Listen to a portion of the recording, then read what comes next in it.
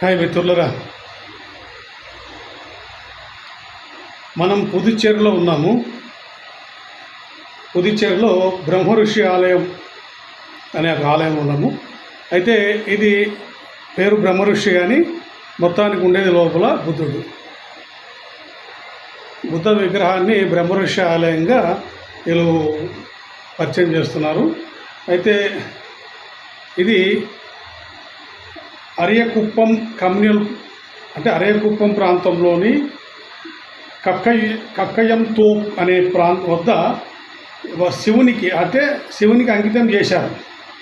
హిందూ దేవాలయంగా పాండిచేరిలో అరికమేడు పురావస్తు ప్రదేశానికి దగ్గరలో ఉంది. సో మొత్తానికి ఇది ఈ యొక్క బౌద్ధ టెంపుల్ని హిందూ టెంపుల్గా ప్రమోట్ అవుతుంది. ఇక పూర్తి వివరాలు దీనికి సంబంధించిన విషయాలను మీకు చెప్తాను. అయితే